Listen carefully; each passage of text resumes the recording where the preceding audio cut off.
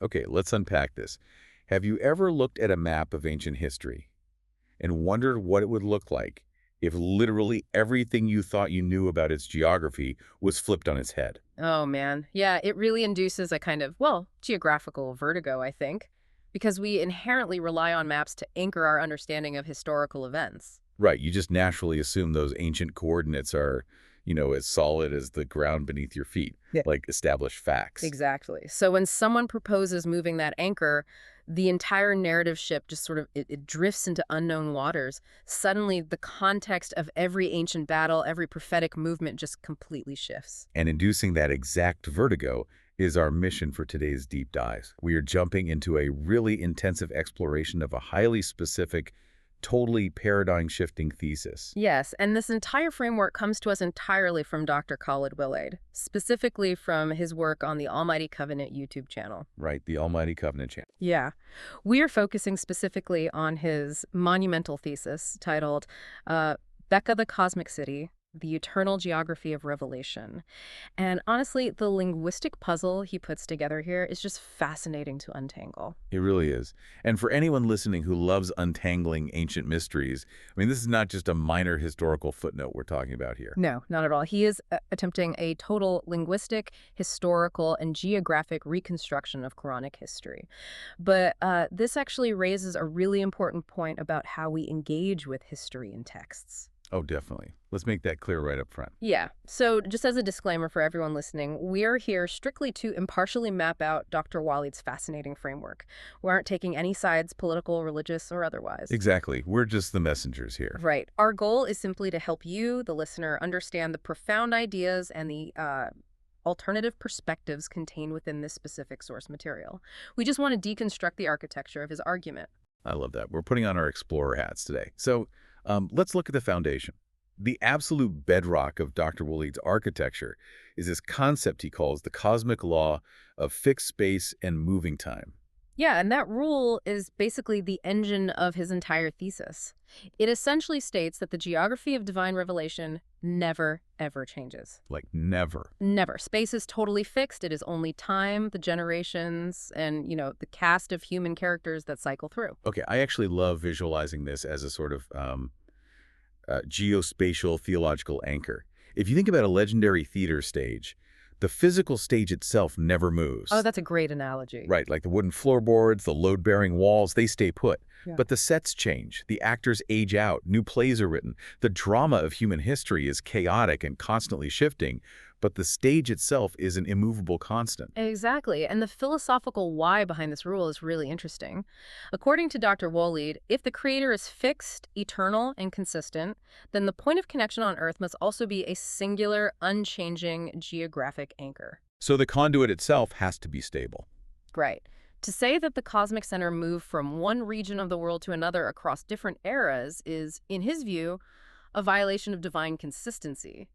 God doesn't chase humanity around the globe. Humanity is supposed to orient itself toward one immutable point. Okay, so the immediate question then becomes, if there is only one stage, how on earth does Dr. Waleed pinpoint its location? Well, he doesn't just look at modern borders. He actually reverse engineers the ancient language using what we could call coordinate locking. Coordinate locking. Okay, break that down for us. So he outlines these 7 key words from the Quranic text. Those words are Becca, blessing the worlds, the city, Hajj, the prophets, and the house. And traditionally, mainstream interpretations usually treat those words organically, right? Like they're scattered across different historical periods or different locations. Yeah, exactly. Or they're just interpreted as abstract spiritual concepts. But the Almighty Covenant channel insists they all point to one exact immovable spot. They form a single geometric coordinate. Okay, wait, let me push back on that a little bit. What does this all mean for a word like the worlds? Because usually when we hear the worlds or al-alamin, we think of that as the entire globe. Right. The modern mind immediately jumps to a global or even universal scale. We picture the whole planet or everywhere and everything. Yeah, infinite dominion. But you're saying he radically redefines that. He absolutely does. He argues that reading a global scale into the ancient text is anachronistic. In his thesis, the worlds does not mean the whole planet. Wow. Okay, so what does it mean? It refers strictly to a highly specific, localized theater of action. Geographically, he maps it as the region spanning from Palestine in the west to Jordan in the east and the Rift Valley between them. That is just, wow, that drastically changes the scale of the narrative. You're zooming in from a global satellite view right down to one specific tectonic fault line in the Levant. Exactly. This is the world of prophecy and conflict. So when the text says a location is a blessing for the worlds, it's not making a vague statement about the whole planet. It means it's the center of gravity for this exact geographic zone. It grounds the theology right into the physical dirt of the Levant. I mean, that is fascinating. And within this zoomed-in theater, he maps out a literal geographic duality, right? Yeah, he establishes these cosmic poles of west and east. The eternal conflict isn't just spiritual, it literally has longitude and latitude. So we have to throw away our modern globe again. When he talks about the Lord of the East and the West, he isn't talking about the Eastern and Western hemisphere. No, not at all. He's talking about a microgeography of opposing forces right there in the Levant. Okay, let's break these poles down. Let's start with the Western pole. What is the vibe there? So the Western pole is basically the good side. In the Almighty Covenant framework, it represents the absolute anchor of heaven. It is the locus of pure monotheism. And geographically, where exactly is he putting this? He places this squarely in Palestine, with its ultimate center being Jerusalem. This is where those 7 key words lock into place. This Western pole is the true Becca. Okay, so Palestine is Becca. And what are the other names associated with it? It's also called the city, or Al-Medina. It is Dar al-Salam, which translates to the home of peace, and it is referred to as the safe country. And the metaphors he uses for this Western pole are super specific too, right? He calls it the home of the good tree. Yeah, and in the context of the Levant, we're likely talking about the olive or fig tree. Trees that have incredibly deep roots, provide sustenance, and are resilient. It represents an ancient, unshakable foundation. And this is also where he claims the first house was established, which ties into the whole Noah's flood narrative in a really interesting way. It does. The topological argument he makes here is quite compelling within its own logic. He argues that this first house, this specific spot in Jerusalem, or Becca, was saved from the devastation of Noah's flood. Saved because of its elevation, right? Exactly. Because of its geographic elevation in the mountains of Palestine, it was physically spared. It is referred to textually as the ancient house, or the freed house, because it was literally freed from the catastrophic waters. So the waters receded, but the anchor remained. You have the West Palestine, Becca, the elevated anchor of heaven, but a cosmic drama needs friction. Oh, absolutely. Every protagonist needs an antagonist, and his map provides a massive one. Right, the Eastern Pole. Let's talk about the antagonist. The Eastern Pole represents the evil, rebellious side. It's the center of earthly power and profound polytheism. And geographically, Dr. Waleed locates this across the rift, in Petra, in modern-day Jordan. Okay, wait. When I first read his claim that ancient Mecca was actually situated in Petra, Jordan, I literally had to stop and reread the page. I know, it is a paradigm-shattering claim.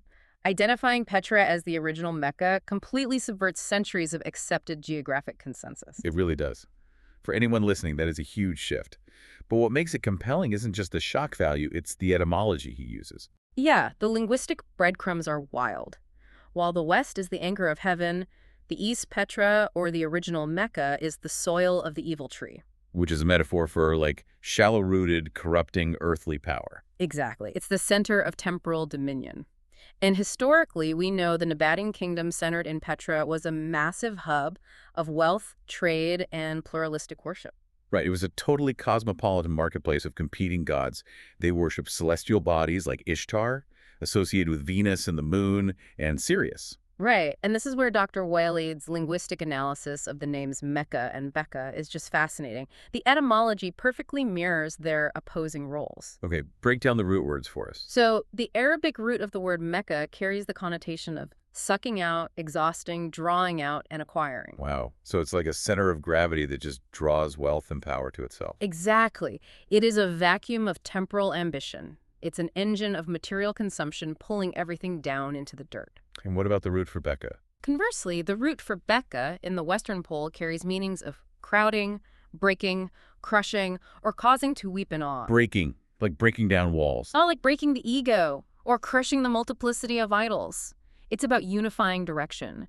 It is the forceful stripping away of polytheistic distractions to forge a single, pure connection with the divine. I love that. So you have this incredible dynamic tension. Mecca in the east acting as a massive magnet for earthly power, and Becca in the west actively breaking those idols to maintain a pure channel to heaven.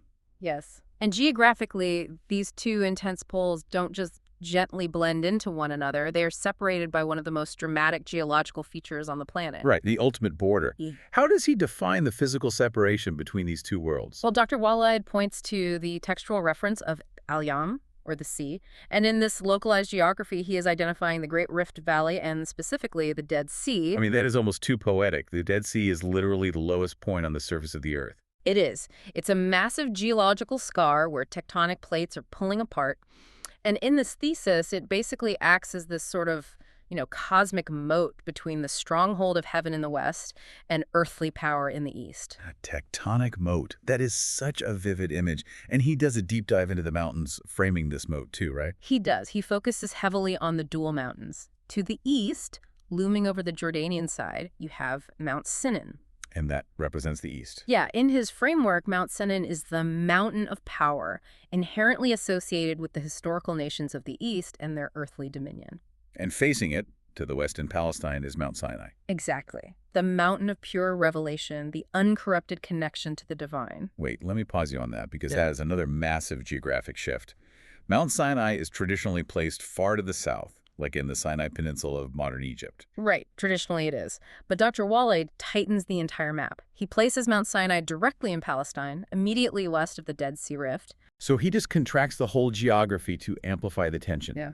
Mount Sinan to the east in Jordan, Mount Sinai to the west in Palestine. Exactly. They stand as these geological sentinels facing each other across the lowest point on Earth. And what sits directly between them, like in the actual depths of that rift? This is perhaps one of the most conceptually beautiful parts of his thesis. Hidden deep within that tectonic fault line is what the texts call the Sacred Valley of Tua. Tua. And what does that mean linguistically? It literally means folded or hidden. It represents the deepest, most concealed point on Earth where the literal tectonic plates meet and where heaven and earth conceptually converge. Oh, wow. So it's the physical fulcrum between the opposing forces. Yeah, exactly. It balances Sinan and Sinai. Let's cement this visual for the listener, because understanding this stage is crucial. We have an elevated city in the west, Becca, which is pure and unified. And carved into the rocks of the east is Mecca, a village of earthly ambition and pluralism. And separating them is the Dead Sea Rift, containing that hidden valley of Tua. That entire structure is the immovable stage of revelation. Right. But here's where it gets really interesting. That is just the static architecture. If this geography is fixed, how do the prophets operate within it? Well, this brings us to what Dr. Waleed calls the law of prophetic movement. Because the geography is a fixed matrix of good and evil, the actions of the prophets must follow a discernible, repeating formula. A formula of friction, basically. If the stage never moves, the actors have to hit specific marks to drive the narrative. So what is the trajectory? According to the Almighty Covenant Channel, the trajectory is universally west to east. Every single prophet, without exception, begins their mission in the west, in Palestine, in Becca. They have to start at the anchor. Yes. Their first duty is to establish guidance, purify the law, and secure the foundation of divine blessing at the cosmic center. So they secure the beachhead of heaven first, essentially. Right. And once that singular unified direction is established in the West, they are then compelled by this cosmic law to move or project their power eastward. Quartz Petra. Exactly. They must direct a powerful warning or physically travel toward the east to confront that earthly gravity and polytheism. Let's run this theory through the historical timeline he provides. How does this west-to-east friction manifest with someone like Abraham? In Dr. Waleed's reconstruction, Abraham's narrative perfectly aligns with this. Abraham establishes the house and raises its foundational purity in the West, in Palestine. He secures the fixed anchor of Becca. Right. But his mission isn't just to sit at the anchor. His struggles, his iconic smashing of the idols, are structurally directed against the polytheistic culture radiating from the Eastern Pole. Okay, what about Moses? Because his traditional narrative is usually a sprawling journey out of Egypt. How does he confine Moses to this hyper-local rift valley? By redefining the locations of the key events, Moses receives his revelation in the west at Mount Sinai, which, remember, is relocated in this thesis to Palestine. Oh, right, just west of the Dead Sea. Yeah, and from that point of divine contact, his mission is to lead his people and confront the tyrannical authority stretching its influence toward the east. The geographic friction remains totally intact. And Jesus, the Roman context is usually paramount there. And it still fits the paradigm. Jesus preaches from within the home of peace, the western pole of Palestine.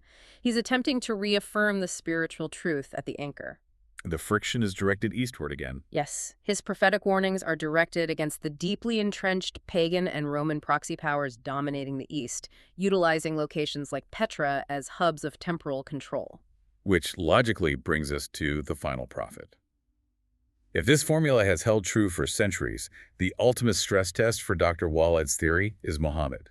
Does he conform to this exact same west-to-east trajectory? According to the Almighty Covenant framework, Muhammad's trajectory is the ultimate confirmation of the cosmic law. In this reading, Muhammad establishes his true state and legitimate authority in the city. And in this linguistic code, the city is Becca. It is the west. Yes, it is Palestine. Just to pause and highlight how massive a shift this is.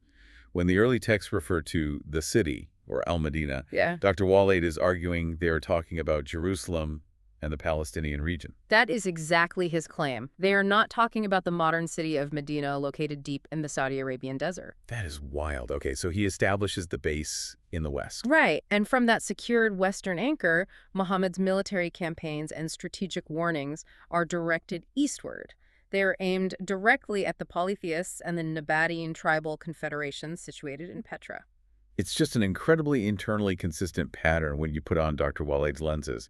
The West establishes, the East is confronted. It really is an elegant structure. But wait, looking closely at his linguistic mapping, I see a potential contradiction here. If Becca is the city and Petra is the village, why does the Quran sometimes call the good place a village? Ah, you're talking about the story of Joseph. Yeah, exactly. If the West is always the city, doesn't calling it a village in Joseph's era break Dr. Waleed's own geographic code? It's a brilliant question, and it forces us to look deeper into what these Arabic words actually meant to the ancient mind. Dr. Waleed's resolution reveals that city and village were not terms of population density or infrastructure. So it wasn't about the number of buildings or, like, having town square? Not at all. It was entirely about ideology, jurisprudence, and spiritual cohesion. In his framework, a village inherently denotes a place of ideological pluralism. It's a fragmented society. A marketplace of competing gods and alternative laws. Exactly. And polytheism naturally thrives there because there is no singular unifying truth. A city, conversely, denotes a society that is entirely unified under a single divine law. Tying perfectly back to the root meaning of Becca, to unify direction. So how does he explain the Joseph exception? During this specific era of Joseph, the geography of Jerusalem was temporarily referred to as a village because of the immense ideological challenge Joseph faced. The society was highly pluralistic and fragmented. But the physical coordinates didn't change. Right. Joseph's unique triumph was that he managed to take this fragmented village and completely melt it down, unifying it into a single monotheistic system. It was the exceptionally rare instance of a believing village. Because normally, villages in the text face divine wrath, right? Exactly, because their pluralism reaches a critical mass of corruption. But Joseph transformed the ideology from within. He transitioned its status back to a cohesive city. That is a masterclass in textual reconciliation. The terminology literally reacts to the real-time ideological state of the people. It's not just a static zip code. It really makes the language feel alive. It does. But, okay, as logically tight as this architecture is regarding the ancient world, there is a massive modern elephant in the room that we have to confront. I believe we have reached the Abbasid era. We absolutely have. If Dr. Waleed's entire premise relies on the law of fixed space, if Becca is permanently Jerusalem and the original Mecca was permanently Petra, what on earth is the modern city of Mecca? Yeah, the one in the Hijaz desert of Saudi Arabia today. Right, where millions of people perform the Hajj every single year. If the stage never moves, how did the most famous set piece on the stage seemingly relocate hundreds of miles south? This is, without question, the most explosive and controversial aspect of the Almighty Covenant thesis. To explain it, Dr. Waleed shifts from ancient history to deconstructing medieval geopolitical maneuvering. Okay, What is his claim? He argues that the modern location of Mecca in the Hijaz Desert is the result of a massive, deliberate, state-sponsored fabrication that occurred during the Abbasid Caliphate. He is alleging a historical heist of unprecedented proportions, like a complete hijacking of the geographical narrative. A total fabrication, yes. Let's break down the mechanics of this. Why would an Islamic empire, at the height of its power, want to physically relocate their own sacred cosmic center? Survival and supreme authority. To understand the motive, you have to look at the severe existential conflicts of the early Islamic empires. The Abbasid revolution violently overthrew the Umayyad Caliphate. And the Umayyads were based in the Levant, right? Yep. In Damascus. Exactly. Right near the true geographic center of revelation, the western pole of Becca. So the Umayyads controlled the cosmic anchor. Oh, I see. And when the Abbasids took power, they moved their political capital far to the east, to Baghdad. Yes. But they faced a massive legitimacy problem. The true geographic center of the faith was still located in a region deeply sympathetic to their political rivals. And so the Abbasids are sitting in Baghdad with immense military power. But the spiritual center of gravity, where the people direct their prayers and pilgrimage, is outside their control. Right. You cannot claim absolute supreme authority over the known world if you do not control the undisputed center of that world. And you had rival claimants utilizing the sacred geography to bolster their own rebellions. So if you can't conquer the center of the world, you move the center of the world. But the logistics of that seem impossible. How do you convince millions of people that the holy city is suddenly in a different place? According to Dr. Waleed's research, it was a multi-generational masterpiece of political engineering and narrative control.